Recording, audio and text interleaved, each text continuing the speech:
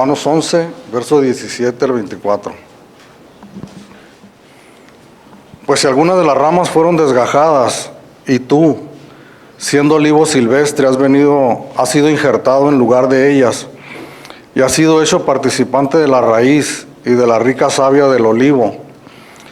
No te jactes contra las ramas, y si te jactas, sabe que no sustentas tú a la raíz, sino la raíz a ti. Pues las ramas, dirás, fueron desgajadas para que yo fuese injertado. Bien, por su incredulidad fueron desgajadas, pero tú por la fe estás en pie. No te ensoberbezcas, sino teme. Porque si Dios no perdonó a las ramas naturales, a ti tampoco te perdonará. Mira pues la bondad y la severidad de Dios. La severidad ciertamente para con los que cayeron, pero la bondad para contigo si permaneces en esa bondad. Pues de otra manera tú también serás cortado. Y aun ellos, si no permanecieran en incredulidad, serán injertados. Pues poderoso es Dios para volverlos a injertar. Porque si tú fuiste cortado del que por naturaleza es olivo silvestre, y contra naturaleza fuiste injertado en el buen olivo, ¿cuánto más estos que son las ramas naturales serán injertados en su propio olivo? Bueno, acabamos de leer este texto de Romanos capítulo 11, del verso 17 hasta el 24. Y el apóstol Pablo, al empezar estos textos, si nosotros miramos ahí, él utiliza una metáfora, la metáfora del olivo y la práctica de los injertos al olivo. Y hay una controversia aquí en los estudiosos de la palabra de Dios al leer esta metáfora, porque los que conocen de esto saben que el orden que utiliza el apóstol Pablo al explicar la técnica de los injertos realmente no es la correcta. El apóstol Pablo utiliza las cosas al revés. Nosotros leemos aquí, por ejemplo, en el 17, pues si algunas de las ramas fueron desgajadas, y tú siendo olivo silvestre has sido injertado en ellas, y has sido hecho participante de la raíz de la rica savia del olivo. Y pues los que saben del tema de la agricultura o de la horticultura más bien, saben que es al revés el asunto. Más bien el olivo original, el que ha sido plantado por el horticultor, es el que se injerta en el olivo silvestre. Sin embargo, el apóstol Pablo, no es el propósito de él darnos una cátedra aquí de horticultura ni de agricultura, sino que el propósito del apóstol Pablo es exhortar a la iglesia, específicamente y principalmente a la iglesia que estaba en Roma, de su mayoría gentiles, que de hecho esta escritura está dirigida especialmente para ellos, para los creyentes gentiles de la iglesia que estaba en Roma. Y la exhortación del apóstol Pablo para ellos era advertirles, exhortarles en contra del orgullo y de la jactancia, que probablemente el apóstol Pablo estaba mirando ya que había, o tenía noticias, porque Pablo no había ido personalmente a la iglesia, pero probablemente él sabía o conocía que estaba surgiendo ese problema en la iglesia que estaba en Roma. Pero seguramente el apóstol Pablo pues conocía la condición de los seres humanos, que somos débiles en esa área, que somos fáciles nosotros para enorgullecernos, para enaltecernos. Y hablando en términos espirituales, somos fáciles nosotros también, ya como creyentes, el enorgullecernos por cuestiones espirituales, por situaciones que hemos tal vez alcanzado dentro de la vida cristiana y llegamos a pensar que es por nuestros propios medios o por nuestros propios méritos. Eso sí lo tenía bien claro el apóstol Pablo, y no solamente en esta carta, sino que en todas sus cartas toca ese punto de la jactancia y del orgullo de los seres humanos, en este caso de los cristianos también, que nosotros corremos ese peligro. Entonces ese es el propósito del Pablo al empezar con esta metáfora, porque él desea que quede claro lo que él va a explicar de una manera muy gráfica, de una manera muy entendible, muy clara, que presenta esta metáfora, si bien no exactamente, ¿verdad?, como son las cosas en la horticultura, pero para que nosotros como iglesia podamos entender lo que el apóstol Pablo está escribiendo aquí en esta parte de su carta. En el verso 17, y para identificar más o menos a lo que se está él refiriendo cuando dice, pero si alguna de las ramas fueron desgajadas, está hablando obviamente de los judíos que habían rechazado el evangelio, que se les había predicado el evangelio y simplemente no lo habían recibido, lo habían rechazado. Ellos son las ramas que fueron desgajadas, que se refiere aquí en el verso 17. Después que dice, y tú siendo olivo silvestre, ahí se está refiriendo a los cristianos gentiles.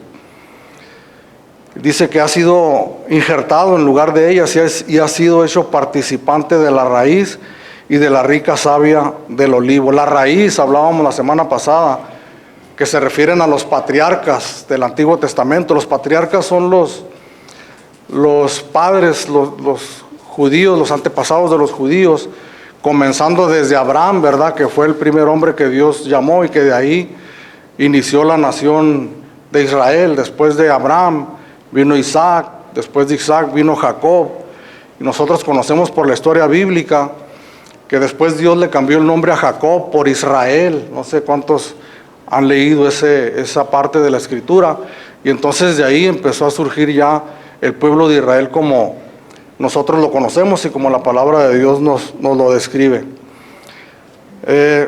Entonces el apóstol Pablo, repito, la principal exhortación de él es hablar en contra de la jactancia y del orgullo que los cristianos gentiles estaban sintiendo.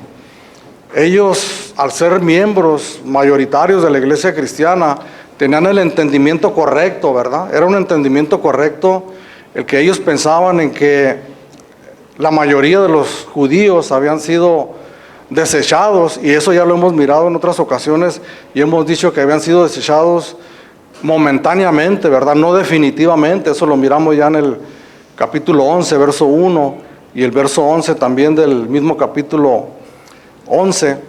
Pero ellos tenían la creencia, pensaban ellos, que el pueblo de Dios, el pueblo de Israel, había sido desechado y que ellos habían tomado el lugar del pueblo de Israel. Entonces eso los llevaba a ellos a menospreciar de alguna manera a los judíos y a ellos enaltecerse por ese pensamiento que tenían, que pensaban que por alguna razón que había en ellos especial, Dios los había llamado para que ellos fueran su pueblo en lugar del pueblo de Israel. Antes de continuar, se me pasó una referencia aquí del verso 17, cuando habla al último que dice de la raíz y de la rica savia del olivo.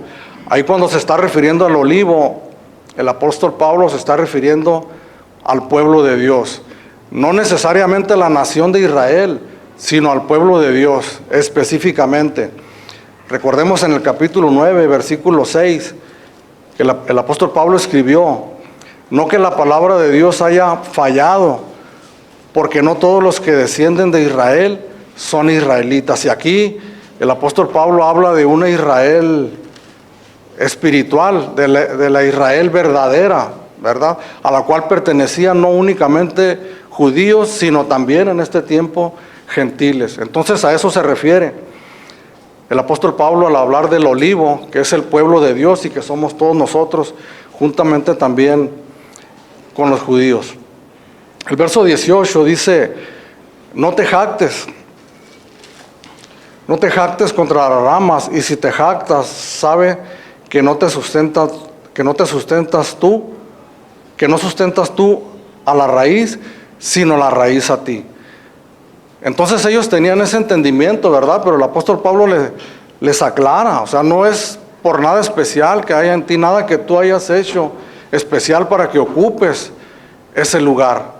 Entonces cuando habla de la raíz, que le dice, la raíz es la que te sustenta a ti, y hablamos otra vez de los patriarcas, ¿verdad?, de Abraham, y recordamos la promesa que Dios le hizo a Abraham en el Génesis, libro de Génesis capítulo 12, versículo 3, que al último del versículo le dice, en ti serán benditas todas las naciones de la tierra. Entonces era una promesa de bendición que le hizo Dios a Abraham, y que no era únicamente para los judíos, sino que era una promesa, y lo dice aquí claramente, para todas las naciones de la tierra, las cuales estamos incluidos todos nosotros. Entonces, ¿de dónde se sustentan los gentiles? Podemos decir nosotros también en esta mañana, ¿de dónde nos sustentamos nosotros? ¿De dónde surgimos nosotros como iglesia? No es que hayamos surgido de la nada, o de repente algún hombre, algún predicador que haya inventado alguna religión y que nosotros pasamos a formar parte de ella. De ninguna manera. Nosotros nos sustentamos de esa raíz, de esas promesas que Dios le hizo a Abraham y que confirmó a su descendencia, a Isaac, a Jacob y a todos los patriarcas judíos. De manera que no había entonces nada de lo que ellos se pudieran jactar. La salvación, entonces, hermanos, podemos decir nosotros literalmente, como el Señor Jesucristo le dijo a aquella mujer samaritana, que la salvación viene de los judíos. En Juan capítulo 4, versículo 22, si recordamos una plática que Jesús tuvo con aquella mujer samaritana, y en un punto de la plática donde estaban discutiendo, la mujer le preguntaba que si en dónde era el lugar correcto para adorar a Dios, ¿verdad? Dice, nosotros adoramos aquí, en este monte, en el monte Gerizim, y ustedes los judíos adoran en Jerusalén. Y el Señor Jesucristo le responde, ¿verdad? No es ni en el monte Gerizim, ni en Jerusalén, dice, sino que los verdaderos adoradores adoran al Padre en espíritu y en verdad. Pero enseguida le dice estas palabras. Dice, vosotros adoráis lo que no sabéis, nosotros adoramos lo que sabemos, porque la salvación viene de los judíos.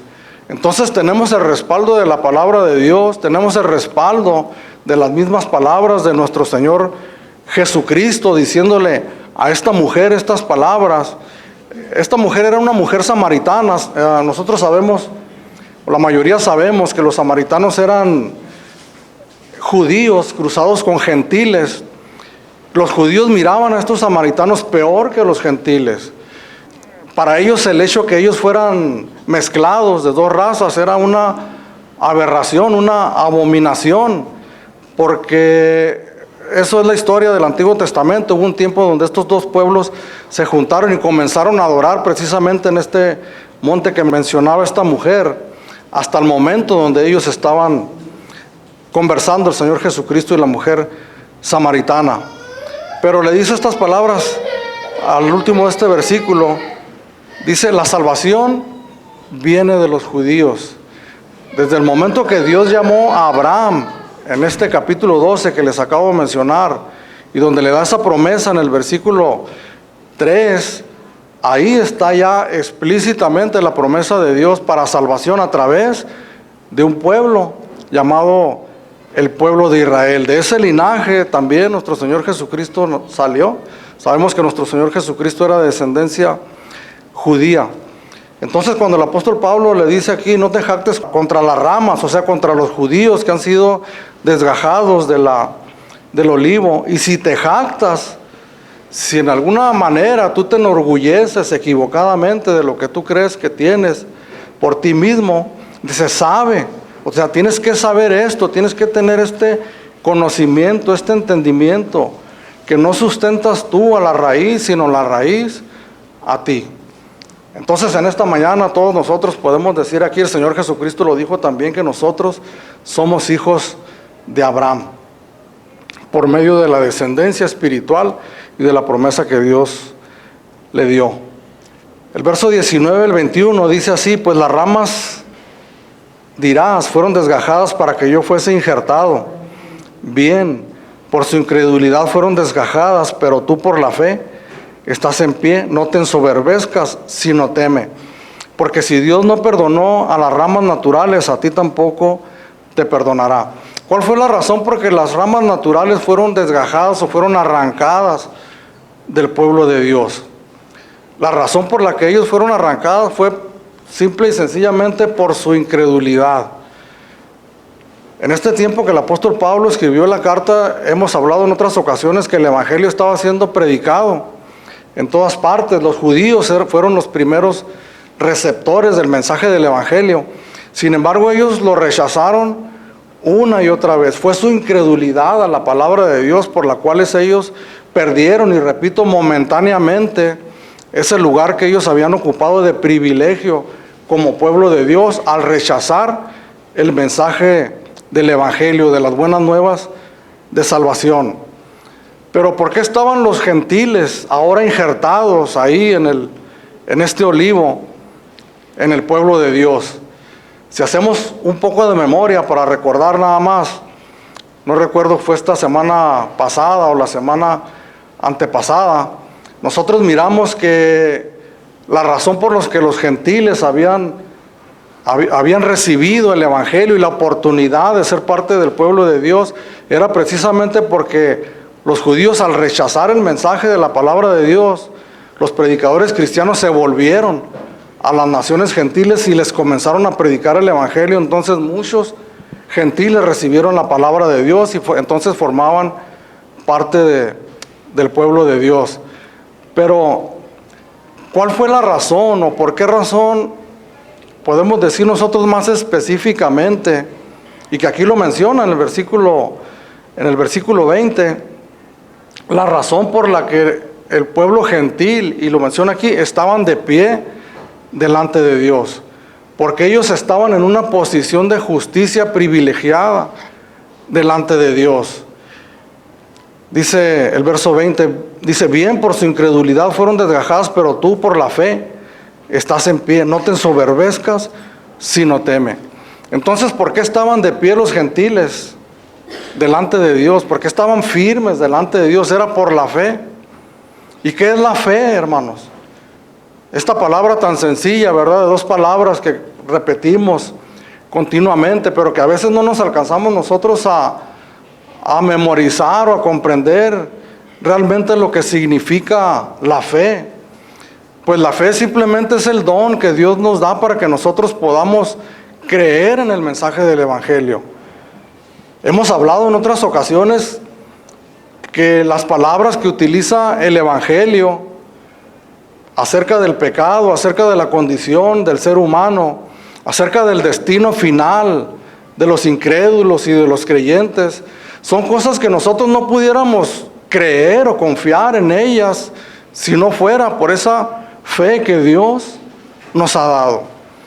Tenemos nosotros que entender y estar seguros que no las podemos nosotros creer de una manera natural, que no podamos nosotros usar el raciocinio, la inteligencia, que no podemos usar ningún medio humano para entonces nosotros aceptar las palabras del evangelio y poder decir: confío en ellas con todo mi corazón, y entonces nosotros pasar a formar parte de la iglesia de Jesucristo. En Efesios capítulo 2, versículo 8, ahí nos dice el apóstol Pablo, el mismo apóstol Pablo nos escribe que la fe es un regalo de Dios. Por gracia sois salvos. Dice: y esto no es de vosotros, esto no es de ustedes, porque es un don de Dios. Y el versículo 9 añade: no es por obras para que nadie se gloríe. En muchas partes la palabra de Dios nos advierte continuamente acerca precisamente de la jactancia y del orgullo. En una de sus cartas el apóstol Pablo escribe y dice: ¿por qué te glorías como si no lo hubieras recibido? Al hablar también de la salvación. ¿Qué tienes que no hayas recibido? Dice: ¿por qué te glorías como si no lo hubieras recibido? No tenemos nosotros nada, hermanos. Lo que nosotros tenemos, físicamente hablando, tal vez muchas de esas cosas, o la mayoría de ellas, nos han costado, ¿verdad? Un esfuerzo, un trabajo. La ropa que traemos puesta nos ha costado trabajo. Nuestras casas, nuestros carros, nuestros bienes materiales. Tal vez podamos decir: si no haya sido por mi esfuerzo que yo realicé, no tendría estas cosas. Pero eso no podemos nosotros decir lo mismo en la cuestión de la salvación. No hay esfuerzo que nosotros podamos hacer en el cual nosotros podamos alcanzar una posición justa delante de Dios. Por eso el apóstol Pablo les recalca aquí, les dice, pero tú por la fe estás en pie. Fíjese esta palabra, porque Pablo le está hablando a la iglesia gentil en general. Sin embargo, aquí utiliza una palabra en primera persona, singular, y le dice, tú por la fe estás en pie. Si era un mensaje para toda la iglesia cristiana, gentil, pero sabedor el apóstol Pablo que a veces las palabras se pierden entre la multitud y a veces a conveniencia decimos, esto no me atañe a mí. Por eso el apóstol Pablo personaliza, ¿verdad?, esta enseñanza y le dice, tú, que pudiera ser cualquiera de los creyentes gentiles que estaban en la iglesia de Roma, que pudiera ser cualquiera de nosotros que estamos aquí en esta mañana, tú o tú. Pero la palabra de Dios siempre, hermanos, es personal. No nos podemos nosotros esconder, ¿verdad? Si estuviéramos en una iglesia grande de cientos de personas, no nos podemos esconder como quisiéramos a veces cuando la palabra de Dios está siendo directa, ¿verdad? Y sentimos que está chocando contra nuestro pecho, intentando penetrar nuestro corazón. Podemos nosotros escondernos o voltear hacia un lado y decir, tal vez esta palabra mejor le queda más a esta persona. Sin embargo, la palabra de Dios siempre es personal. Podemos decir que es para todos nosotros que estamos aquí reunidos en esta mañana, pero también es personal para ti. Tú por la fe, pero tú por la fe estás en pie. Y habla esta frase tajante, ¿verdad? No te ensoberbezcas. No te llenes de orgullo, no te llenes de jactancia, no te llenes de soberbia, no te llenes de vanidad. Por el contrario, ¿qué dice? No te llenes de orgullo, sino teme. Teme. Muy pocos mensajes, incluyéndonos a nosotros, ¿verdad? También no me voy a poner aquí que somos los únicos. Pero muy pocos mensajes se refieren a este punto del temor de Dios. El temor de Dios simplemente nos hace equilibrar la balanza. Debemos de tener temor de Dios, por supuesto que debemos de tener temor de Dios. El temor de Dios es el principio de la sabiduría, dice el proverbista. ¿Por qué debemos nosotros de tener temor de Dios? El punto es que a veces nosotros estamos equivocados en lo que nosotros concebimos acerca del temor de Dios y pensamos en relación a lo que nos decían nuestros padres, ¿verdad? Pórtate bien porque te va a castigar Dios.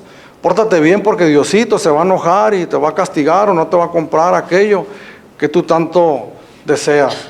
Miramos a Dios tal vez con una vara en la mano esperando que cometamos algún error, alguna falla para entonces Dios castigarnos, y mucha gente crece, ¿verdad?, con ese temor equivocado acerca de Dios. Pero de lo que la palabra de Dios nos llama es a nosotros tener un temor reverente a Dios.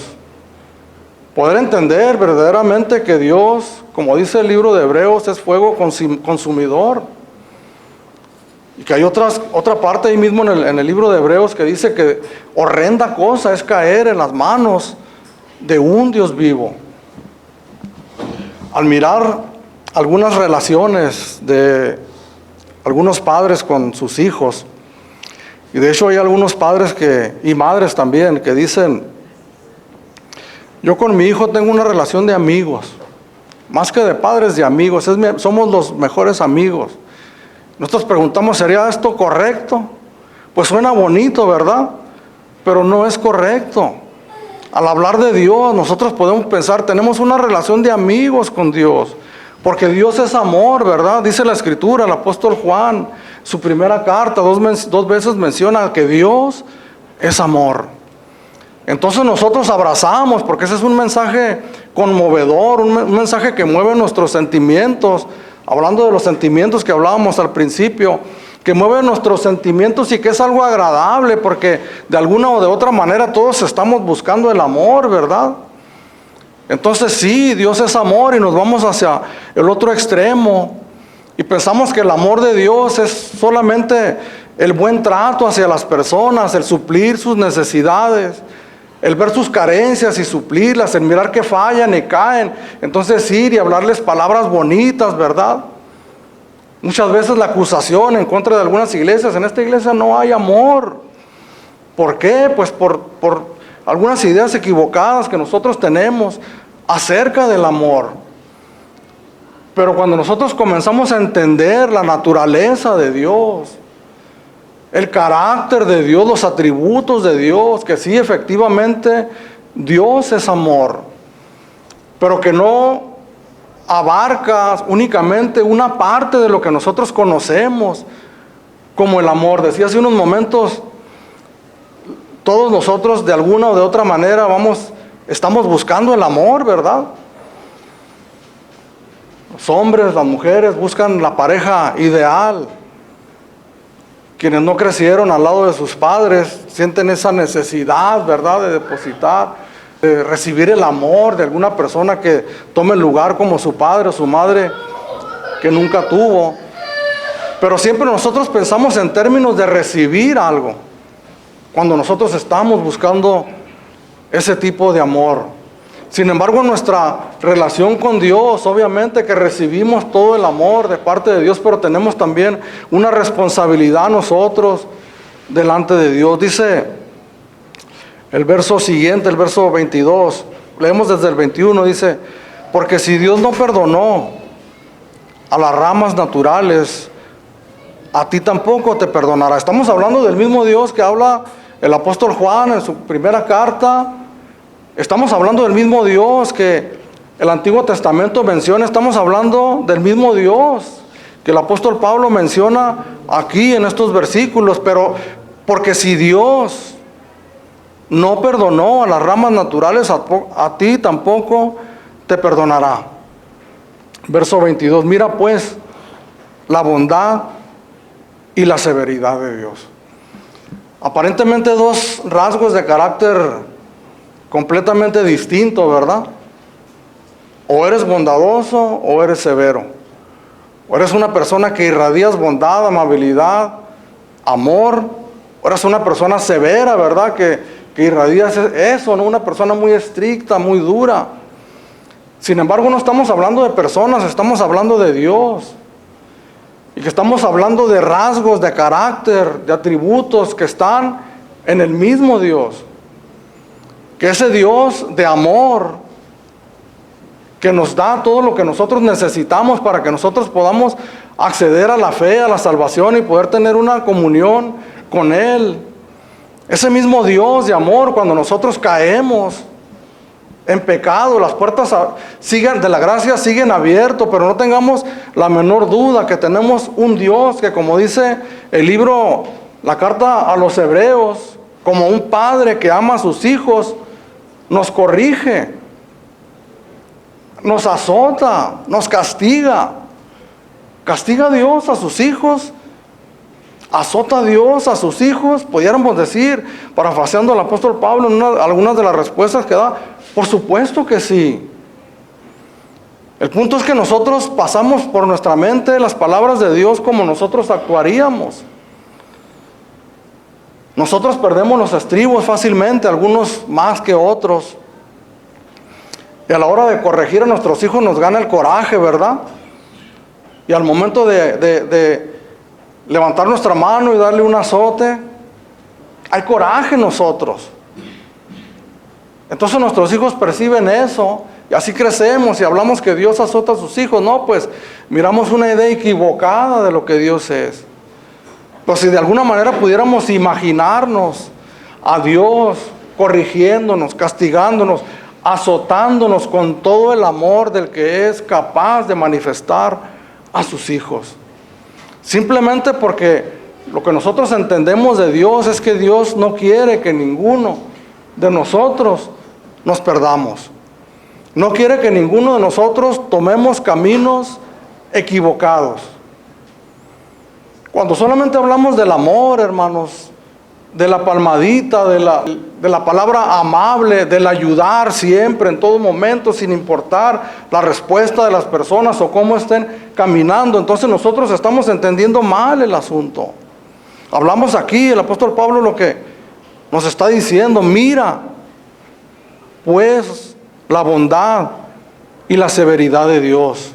La severidad ciertamente para con los que cayeron, aquellos que rechazaron el Evangelio, porque se está refiriendo a los judíos que rechazaron el Evangelio. Si unimos toda la palabra de Dios, lo que nosotros hemos estudiado y hemos leído a lo largo de toda la Escritura, cuando nosotros leemos la Escritura, obviamente pueden venir textos a nuestra mente que hemos estudiado, que hemos leído, cuando dice el profeta que Dios no se complace en la muerte de los impíos. No quiero yo la muerte del impío, sino que viva. Entonces podemos entender que cuando Dios corrige a uno de sus hijos o desecha a aquellos que le han rechazado a Él, lo hace con tristeza y con dolor, porque es el amor de Dios manifestado en toda su expresión. Somos incapaces muchas veces de poder comprender ese gran amor de Dios. La próxima vez que escuchemos esta frase en esta o en tal iglesia, no hay amor, sería bueno que nos sentáramos y nos explicaran por qué no hay amor. Explícame, por favor, qué significa el amor de Dios. Tenemos que estar nosotros entendidos, hermanos, de lo que la palabra de Dios dice acerca de estos temas tan importantes. Cuando algunos de nuestros conocidos, hermanos en Cristo, o aquellos que están en un proceso de convencimiento de la palabra de Dios para que Dios se manifieste en su vida y lo levante, vuelve atrás, está rechazando el Evangelio, está en una vida de pecado, ¿cuál debe de ser nuestra actitud? Obviamente no vamos a ir, como dicen, ¿verdad? Algunos con la espada desenvainada, ¿no? Hay algunos que dicen que el único ejército que mata a los de su propio ejército es el ejército cristiano, ¿no? Pero son frases que nosotros decimos sin en realidad entender el fondo del asunto. Pero no le iría mal, hermano. No le iría mal a alguien que está rechazando el Evangelio. Alguien que lo está teniendo en poco, que no lo está tomando la debida consideración. No le vendría mal que nosotros fuéramos con una palabra, no nuestra, sino de advertencia de parte de Dios sobre su destino final, si persiste en esa postura. No le vendría mal a nadie que nosotros, utilizando la palabra de Dios, pudiéramos usar la severidad descrita con sus palabras de Dios, no la nuestra, hacia esas personas. Por si de alguna manera Dios en su misericordia se apiadara de ellos y los levantara. Es un malentendido. Mira pues la bondad y la severidad de Dios. La severidad ciertamente para los que cayeron, pero la bondad para contigo. La bondad para contigo, la bondad de Dios manifestada en la cruz del Calvario. Las promesas de Dios de salvación que citábamos hace unos momentos en Génesis capítulo 12, versículo 3, la bendición. ¿Qué mayor bendición podemos recibir nosotros si no es la salvación de nuestras almas? Y todas las bendiciones que vienen con ella. Pero nosotros tenemos que entender algo muy importante. Que nosotros tenemos una responsabilidad delante de Dios. Si yo preguntara en esta mañana cuántos de aquí, como dice la canción, ¿verdad? Si en verdad eres salvo, di amén. ¿Cuántos de aquí somos salvos? ¿Cuántos de aquí hemos tenido la dicha de recibir esa gran bendición? Cuando cantaban ese canto, ¿no? Amén, amén. Pero la pregunta es, ¿cómo estamos nosotros respondiendo a esa gran bendición que Dios nos ha dado? Esa, la verdad, es un misterio muy grande, hermanos, en cuanto a la manera en que nosotros estamos constituidos como seres humanos. ¿De qué manera nosotros respondemos a lo que Dios ha hecho por nosotros? Y eso nos lleva a hablar de una responsabilidad. Somos responsables delante de Dios frente a aquello tan grande que Dios nos ha dado. Somos responsables de guardar aquello que Dios ha puesto en depósito en nuestras vidas, que es la salvación de nuestras almas. El apóstol Pablo escribió también en Filipenses capítulo 2, me parece versículo 11 o 12, ocupaos en vuestra salvación. ¿Cómo? Con temor y con temblor. ¿Por qué les menciono esto de la responsabilidad de los seres humanos? En toda la Escritura nosotros podemos mirar textos que nos hablan de la soberanía de Dios en la salvación. Textos como que los que mencionábamos hace unos momentos, Efesios capítulo 2, versículo 8, que nos habla que la salvación es un don de Dios. Los eruditos, ¿verdad?, de corte calvinista, hablan de la elección incondicional, hablando de que Dios nos elige no por nada que nosotros hayamos hecho, no por obras como lo que leíamos hace unos momentos, para que nadie se gloríe, sino únicamente porque a Él le plació. Sin embargo, si nosotros nos encasillamos ahí, podemos perder de vista el hecho de que después de ser salvos nosotros tenemos una responsabilidad delante de Dios. En lo personal, y se los he comentado en algunas ocasiones, yo creo firmemente en la soberanía de Dios en la salvación. Creo firmemente lo que dicen muchas escrituras, como Filipenses capítulo 1, versículo 6, el que comenzó en vosotros la buena obra la terminará hasta el día de Jesucristo. Textos como los que leímos semanas atrás, en el capítulo 8, versículo 28 en adelante, donde nos llevan a estar seguros en nuestra salvación. ¿Quién nos separará del amor de Cristo, verdad? Ni lo alto, ni lo profundo, ni la muerte, ni la vida, ni ángeles, ni principados, ni ninguna otra cosa creada nos podrá separar del amor de Dios que es en Cristo Jesús. Entonces eso nos da una seguridad tremenda, pero si somos honestos, muchas veces eso también nos lleva a una autocomplacencia de pensar, porque así somos los seres humanos, somos, como dijo el apóstol Pablo, vasos de barro. Tomamos las cosas a conveniencia, esa naturaleza pecaminosa toma las cosas a conveniencia, porque aún hay una naturaleza pecaminosa dentro de nosotros, y que hemos comentado en algunas ocasiones comparándola como un río caudaloso que busca su cauce, que busca su salida de alguna manera. Entonces nosotros nos podemos autoengañar, pensando en la seguridad de la salvación y volviéndonos nosotros autocomplacientes. Y esas advertencias están por toda la palabra de Dios. El apóstol Pablo, entendiendo eso y conociendo eso, por ejemplo en el capítulo 6 de aquí mismo de Romanos, versículo 1, ¿qué pues diremos? ¿Perseveraremos en el pecado para que la gracia abunde? De ninguna manera. Verso 15, capítulo 6 de aquí mismo, ¿qué pues? ¿Pecaremos? Porque no estamos bajo la ley, sino bajo la gracia. En ninguna manera. ¿Por qué la necesidad del apóstol Pablo de escribir esos textos? Porque conoce la condición de nosotros, los seres humanos. Algo que nos ayuda mucho a nosotros a poder entender la palabra de Dios es la manera como la han dividido los teólogos desde muchos años atrás,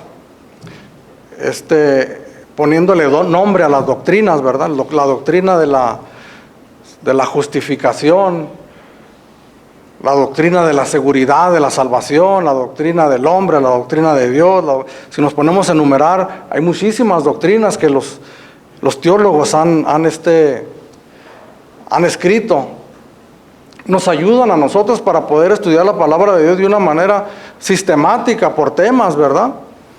Son de una gran ayuda para nosotros, mas sin embargo, en términos reales hay una sola doctrina, hay una sola enseñanza que es la palabra de Dios, y que la palabra de Dios no está dividida, que las doctrinas las podemos encontrar y es para que lo que nos sirven, la manera en la que la han dividido estos teólogos para nosotros identificarlas en la palabra de Dios y poderlas comprender mejor.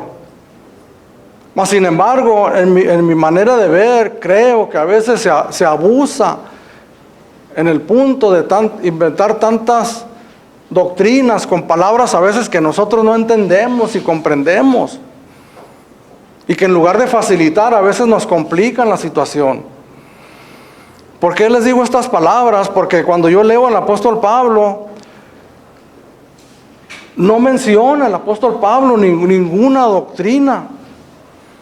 No dice el apóstol Pablo citando, por ejemplo, así dicen los arminianos, o así dicen los calvinistas. Para empezar, ellos no nacían todavía cuando el apóstol Pablo escribió estas palabras. Él simplemente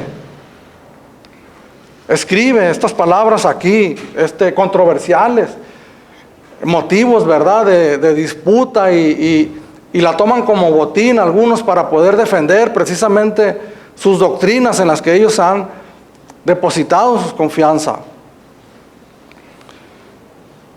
La severidad ciertamente para con los que cayeron, pero la bondad para contigo si permaneces en esa bondad, pues de otra manera tú también serás cortado.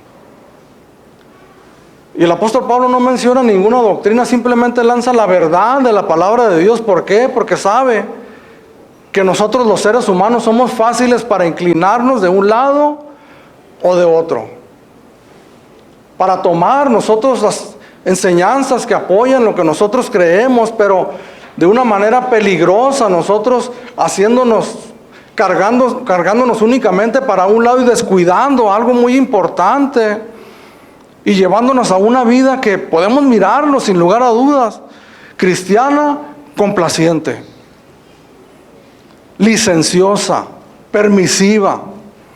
Nos podemos dar el lujo de muchas cosas, de llevar vidas, inclusive que no parecen, hermanos, vidas de cristianos genuinos.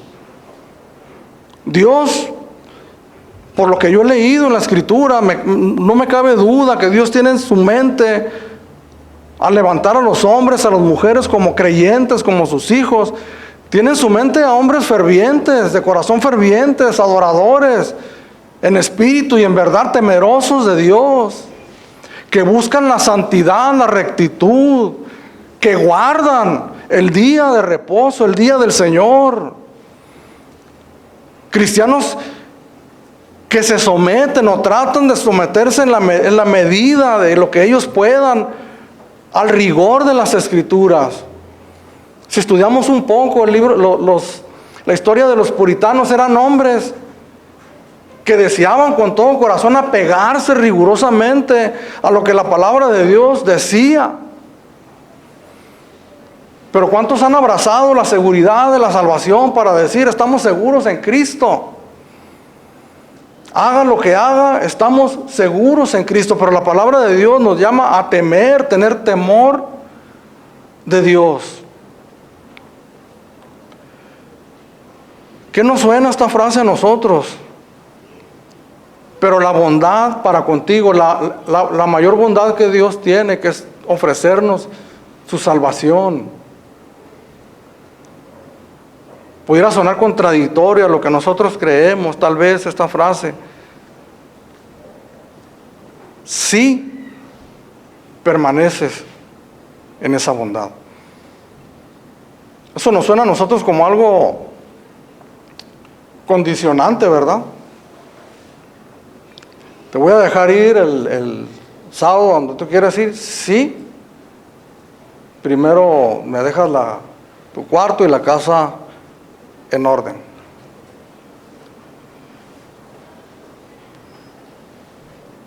Por donde quiera nosotros podemos encontrar esta doctrina de la responsabilidad del ser humano.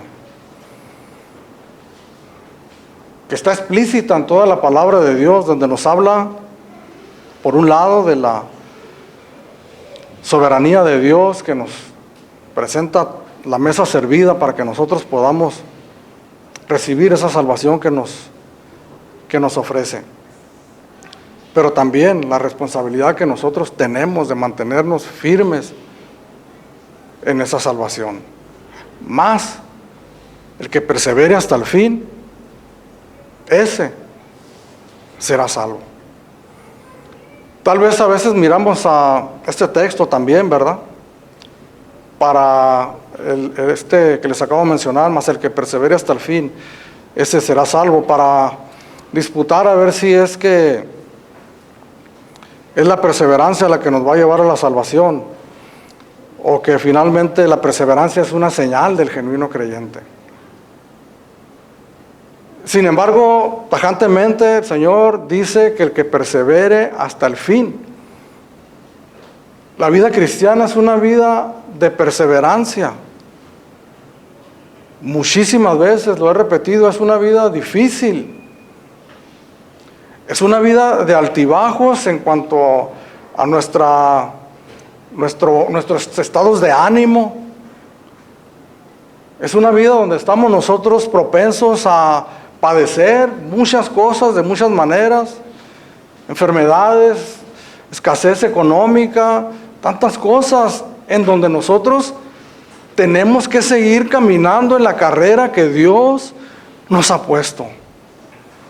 No podemos de ninguna manera decir nosotros en esos momentos difíciles que vamos a parar, que vamos a quitarnos el uniforme por un tiempo y vamos a permanecer en las reservas. No podemos hacer eso. La vida cristiana es una vida de mantener la fe inicial con la que Dios nos dio en un principio. Mantenernos en esa confianza en Dios.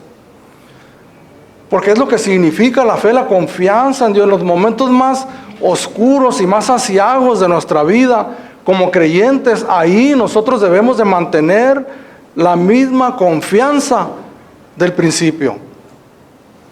Confiamos en Jesús como nuestro Señor y nuestro Salvador en un momento difícil que Dios utilizó para que nosotros pudiéramos estar atentos a su Evangelio. Y la recibimos en nuestro corazón confiando verdaderamente lo que la palabra de Dios nos dice, que podemos confiar en Él totalmente como nuestro suficiente Salvador, que Él llevó nuestros pecados en la cruz del Calvario, que nos ha perdonado totalmente y que por esa razón nosotros podemos caminar confiadamente en este mundo. Pero la experiencia nos dice, hermanos, que en el camino nos vamos a encontrar con dificultades. En el camino nos vamos a encontrar con tentaciones, las ofertas del mundo. Cuando hablamos de las ofertas del mundo, no hablamos, hermanos, de las tradicionales que nosotros conocemos, ¿verdad? Tentados para cometer adulterio, para irnos en pos de los placeres prohibidos en este mundo. Cosas aparentemente justas y necesarias. El trabajo, el afán, en cosas aparentemente justas nos pueden hacer a nosotros irnos, dejar de confiar en el Señor, porque ¿qué es aquello de nosotros empezar a afanarnos en cosas que sabemos que si nosotros confiamos en Dios, es la promesa de Dios que no nos va a faltar nada de lo que nosotros necesitamos para subsistir en este mundo, física, emocional y espiritualmente? Esa es la promesa de Dios.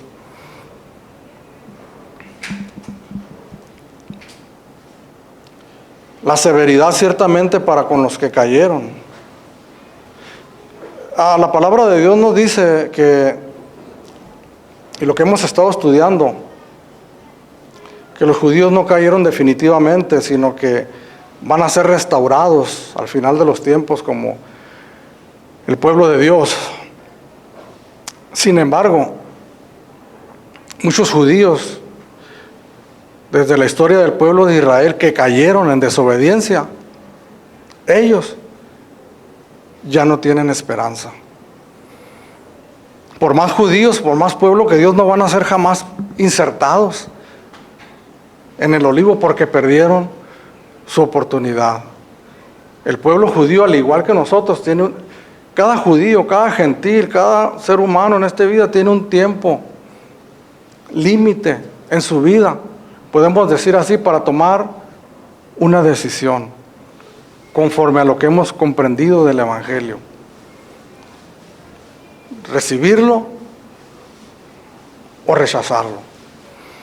Los judíos que tienen la oportunidad son los que están vivos en este momento, y los que van a estar vivos en aquel tiempo, antes de la venida de nuestro Señor Jesucristo, cuando se les predique el Evangelio y ellos procedan al arrepentimiento y crean y confíen en Jesús como su Señor y Salvador. Permanecer en la vida cristiana no es cualquier cosa. El hecho esta es una gran verdad. Dios nos sustenta, Dios nos sostiene, Dios nos da la fe, pero nosotros ejercemos la fe. Permanecer en la vida cristiana es algo arduo y difícil, bombardeados por todos lados, como se los mencionaba, las tentaciones y tantas cosas en el intelecto, en la mente, pensamientos que vienen a nuestra mente, que nos tientan a nosotros, finalmente terminar rechazando a Dios. Hay muchos creyentes. Me puse a ver lo que pensaba Juan Calvino, de ahí viene el nombre calvinistas. Dije, voy a ver qué piensa Juan Calvino acerca de esto. Y tiene mucho sentido lo que dice él, sin embargo habla también él muy probablemente lo que se está refiriendo aquí el apóstol Pablo es a aquellos que aún no eran cristianos genuinos. Y tiene cierta razón, hermano. Sin embargo, si nosotros lo ponemos así también, nosotros, quienes creemos que hemos accedido a la fe, también debemos nosotros de temer y guardar lo que Dios nos ha dado con los medios que Él nos ha dado. Pues de otra manera tú también serás cortado. Para pasar ya a los versículos finales, es importante que nosotros comprendamos esto que acabamos de ver, que entendamos que son bien importantes las doctrinas y las enseñanzas que recibimos. Sin embargo, no hay nada en la palabra de Dios, no hay nada que nos invite, que nos motive a nosotros a llevar vidas cristianas autocomplacientes y licenciosas. Todo lo contrario. Y aún ellos, refiriéndose a los judíos, si no permanecieran en incredulidad, serán injertados. Esa es la reafirmación de que el pueblo de Israel no había sido desechado definitivamente. Pues poderoso es Dios para volverlos a injertar. Verso 24, porque si tú fuiste cortado del que por naturaleza es olivo silvestre, y contra naturaleza fuiste injertado en el buen olivo, ¿cuánto más estos, que son las ramas naturales, serán injertados en su propio olivo? Lo que el apóstol Pablo motiva a los creyentes gentiles que por naturaleza eran incrédulos, los compara con olivos silvestres. O sea, el olivo silvestre es el que sale solito, ¿verdad? Sin que cualquier planta silvestre es una planta que sale sola, en comparación del olivo original que fue plantado, en este caso por las manos de Dios, que Dios lo formó su pueblo, el pueblo de Dios, la Israel espiritual, la Israel de Dios. El apóstol Pablo le exhorta a los gentiles a nunca olvidar de dónde ellos habían salido, cuál era su naturaleza, cuál era su condición, de dónde provenían ellos. No tenían absolutamente ninguna relación con Dios, no conocían a Dios, conocían una multitud de deidades, vivían ellos sumidos en el paganismo, en la idolatría, en pecados perversos.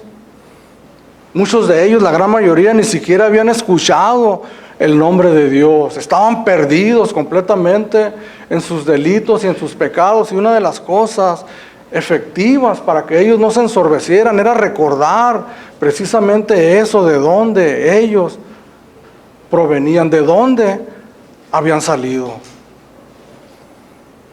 Uno de los mejores remedios para nosotros también, hermanos, para mantenernos firmes, apegados al olivo original y estar alimentándonos de la rica savia de ese olivo, es el poder recordar de dónde Dios nos sacó. Y tal vez podamos decir, yo no hice esto, yo no hice aquello, yo llevaba una vida más o menos. Entonces, creo pensar, si esa es su respuesta, que no has comprendido bien el Evangelio, que nos dice que todos somos pecadores, que todos ofendimos a Dios, que vivíamos en una condición triste, separados de Dios, condenados a una eternidad sin Él, pero que Dios en su misericordia, en su gracia y en su gran amor nos alcanzó, nos sacó de ahí. Por eso debemos de recordar de dónde nos sacó, de la tristeza, de la amargura, sin lugar a dudas, del pecado, que produce tantas actitudes en nuestros corazones equivocadas, en nuestras prácticas, en nuestras conductas con las demás personas. De ahí nos sacó el Señor. Si tú fuiste cortado, el que por naturaleza es olivo silvestre, y contra naturaleza fuiste injertado en el buen olivo, o sea, no era lo natural. Vivíamos sin Dios y sin esperanza, habituados a un estilo de vida, conformados a morir en esa manera, voluntariamente. Sin embargo, Dios nos sacó de ahí. Cada genuino creyente debe recordar eso, con dolor en su corazón. Cómo se encontraba, debe de saber ya quién era Él. Si todavía seguimos pensando que éramos buenas personas, tenemos que repasarnos por medio del Evangelio. Específicamente aquellas que hablando de doctrinas, de la doctrina del pecado. El pueblo judío será injertado en su propio olivo porque Dios tiene el poder para hacerlo.